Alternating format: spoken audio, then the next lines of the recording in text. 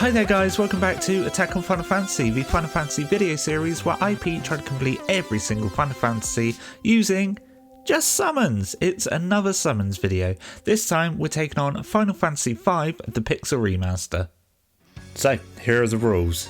I can only summon in battles to kill the enemies, I can't use any items, and I cannot flee from any battles. Boosters are okay, just cut down that grind. As explained in the magic only run of this game, I am allowing myself to allow the game to use the innate abilities, the main one being Monk's counter. Once I've mastered Monk, I'll get the innate ability to counter. There are seagulls outside now. This summer's going to be awful for trying to record these. The innate ability is fine because it's not me doing the ability, it's just a random chance it will happen. And just one more thing, that as long as a summon is being summoned, it doesn't matter how it gets summoned, as long as it gets summoned in the battle to take on the enemy or heal us, that is absolutely fine.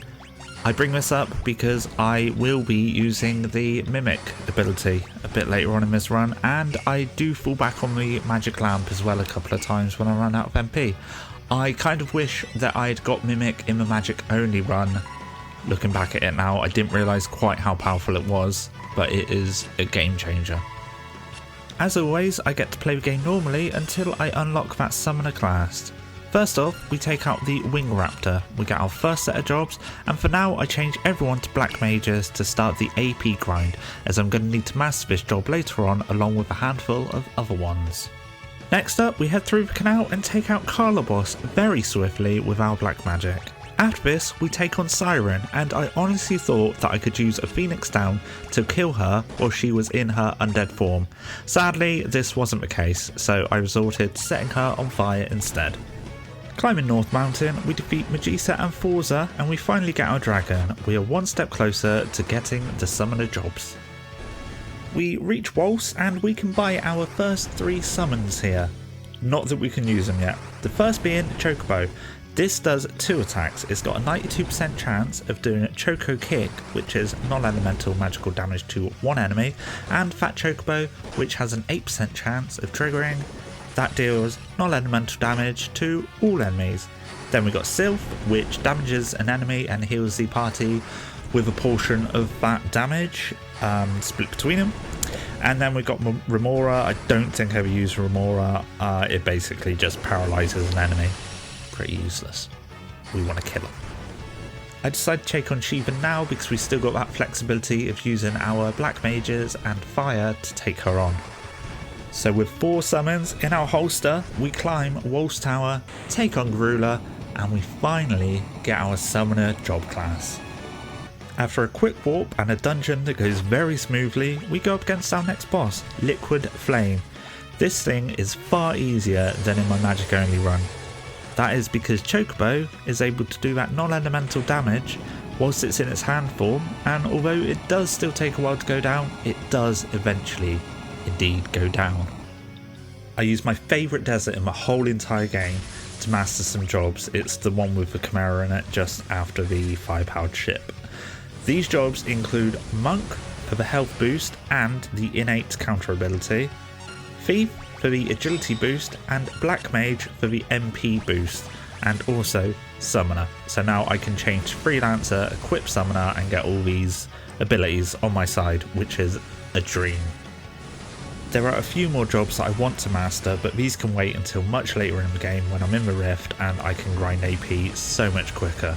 But for now, we take on our next summon, Ifrit. Thanks to Shiva, we beat him no troubles at all, and he joins the team. Ifrit does fire damage to all enemies. Then we take on the next boss of this area, Biblos, which goes down so easy thanks to Ifrit. After obtaining our boat, we sail northwest to a small forest area near the town of Istori, where we can encounter Ramuh. After we beat Ramuh, well, we don't really beat him, he recognises Ifrit during a battle. It doesn't matter. He joins our team. He does lightning damage to all enemies. The next boss is the Sandworm, and I mess up the first attempt royally. I basically get everybody to cast Shiva straight away. As soon as we get into battle, I'm just like Shiva, Shiva, Shiva, Shiva. There are 4 holes. My Shivas hit these holes and each of these holes counter with gravity. Gravity will halve the health of whoever it hits. So my party's health was plummeting and the sandworm wasn't even there yet. You've just got to wait for the sandworm to pop up and then fight it. But no, I'm an idiot. I had to try again. But the second time I just focused Chocobo on the sandworm, and it takes a while, but we do take it down. The next boss fight isn't really worth mentioning. A few casts Ramuh and it's dead. I forget that the next boss after this, Adamantoise, is weak to ice until a final summon, but once again it's a fairly easy boss. Then we take on the Soul Cannon, which is a completely flawless fight. I didn't take a single hit during this fight. My arch nemesis, Archivius, next, and it does give us some grief, but I do get it down on the second try using just the Chocobo summon. It's such a long fight though. I actually just leave Auto Battle on and go and make a coffee during this, and I'm actually surprised that it is down when I get back. Now we take a tour of the meteors, and the first fight is with Purobolos. I spam Shiva and wait for the fight to be over. Then we face Titan, who goes down after a couple of shots from Ramuh, and after this Titan joins us as a summon, which is absolutely lovely. Titan does earth damage to all enemies. Lastly, on our tour we have Chimera Brain, which goes down very quickly thanks to our new summon friend Titan. The next main boss, in my opinion, is Gilgamesh on the big bridge. Once again though, this is a cakewalk. I cannot believe that my party is just powering through this game. I take out the undead Tyrannosaurus with Titan, and it doesn't do much more than just counter with poison every time I summoned. I take some time to have everyone master the ninja class. I do this for the dual wield ability, which will mean that I can have 2 weapons with a bonus to my magic stat in each hand. This may not seem like a lot, but every little bit of magic power helps. Going up the next mountain, I recruit the next summon, Golem. This takes forever because I have to use Chocobo, as it's the only summon I have that will not hit all enemies. If you hit Golem, he will flee, and you need to kill the enemies that are with him first. A little bit like getting a Chocobo in Final Fantasy VII. Golem will set up Earthen Wall, which when used protects party members from physical attacks. I will be using this at the start of every boss battle going forwards. The next boss is Dragon Pod, and I honestly thought Ifrit would melt this boss, with it being a plant and all, and Ifrit being fire, but nope, I fall back on Titan to finish it off. Next we have Gilgamesh and Enkidu. If you're fast enough, you can take out Gilgamesh before Enkidu even arrives on the scene. Unfortunately, I was not, and we just had to beat them both. After climbing Barrier Tower, we go up against Atmos. Though Lina does go down, the fight itself is probably the easiest time I've had with this boss, although, again, it does take a while. The bosses at the end of the Forest of Moor section are 4 crystals. Each of these has a different elemental weakness.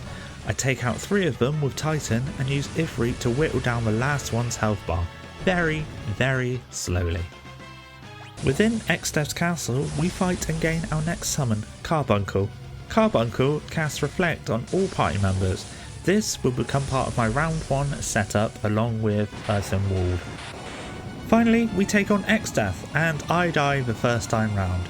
The second time I only just scrape by, and I really hope that this isn't a sign of things to come. Next up, Bartz and Kryl take on the Antlion. It's immune to Titan, so we have to chip away slowly with Ramuh until it flees.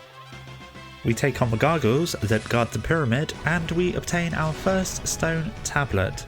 Doing this releases Bahamut from his prison, and we get to take him on, just not now, this comes much later in the game.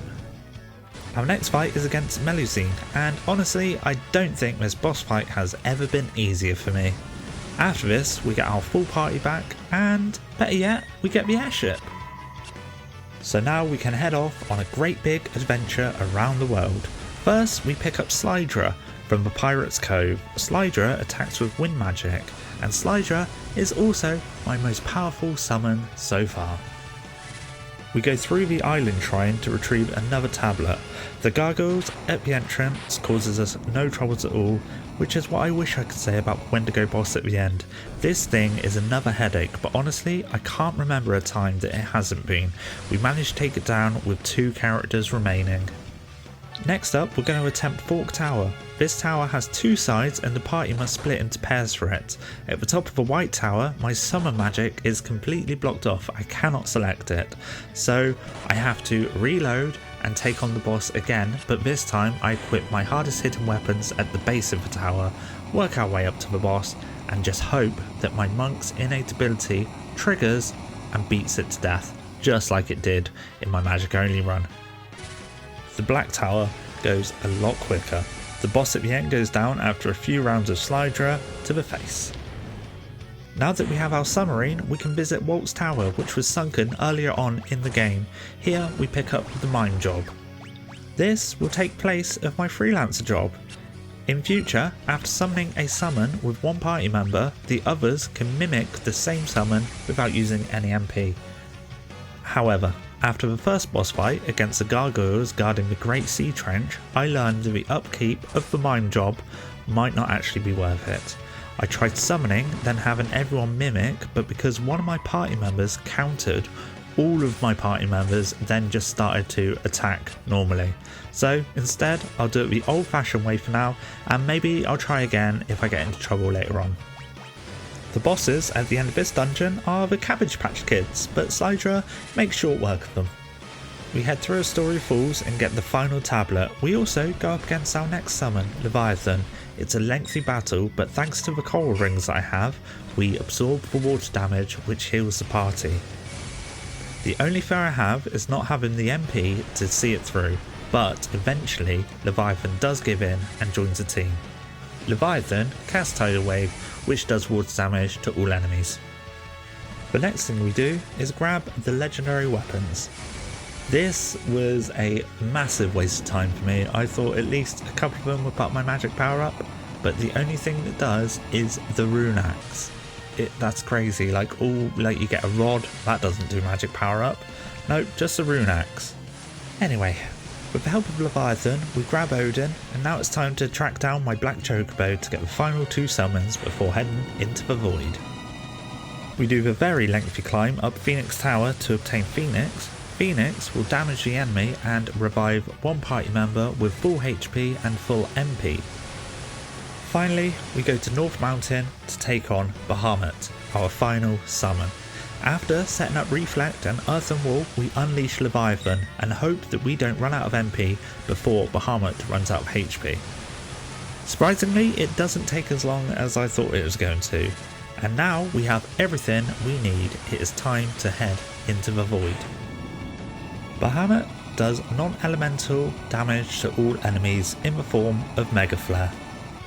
Most of the bosses in the void I'm not going to bother mentioning because they just do not give us any trouble at this stage, but there is one called Helicarnassus that will counter with powerful physical attacks when hit by a summon. In the end, I set up everybody with Reflect and waited for her to either cast Holy or a counter attack from my people. Eventually she does go down though. I'm not sure, I can't remember if I got footage for this fight, but Twintania is another fight I adore. It is right at the end of the void section before you go into the X zone, I think it is. And it's a fight that I've always struggled with in the past, but now I've got it down to a T because of the coral rings. And in this fight, I cast Reflect on everybody with Carbuncle and then just hit it with Mega Flare over and over. And then it will try Mega Flare back, but that'll get reflected back onto itself. So it didn't take too long. I really hope I did get the footage because it was a fun fight. If I did get the footage, you're seeing it right now. If not, I don't know what you're looking at. In the room before X-Death, I have everybody master the White Mage for an extra 10% MP boost and the Red Mage for dual cast. I am not 100% sure why I bothered with the 10% MP boost, but there we have it. So we go up against X-Death. I have Kryl cast Bahamut twice with dual cast, and then I have the rest of the party mimic this. When it comes around to Kryl again, I mimic one more time with her and sit back and wait. Although I do mess this up once by mimicking a counter attack when fighting X-Death's second form, the fight is won and it's probably the easiest I have ever beaten X-Death. So yes, you can beat Final Fantasy V with just summons. I do wish that I had the dual cast ability far earlier than I did. It would have made the whole run a lot quicker. I absolutely adored this run. I adore this game. This was so much fun to do. I'm actually going to hop back into this game now and try a Blue Mage only run, which was suggested by, I think it was Dan on the Discord. Yeah, I've got Discord. Head on over. There's a link in the description for that. Please do like, share, tell your best friend. Give them an early Christmas present in the form of a share of this video into their inbox, or publicly shame them and be like, you like this sort of stuff, don't you, weirdo? Cool. Alright, I'll see you later. Ta-da.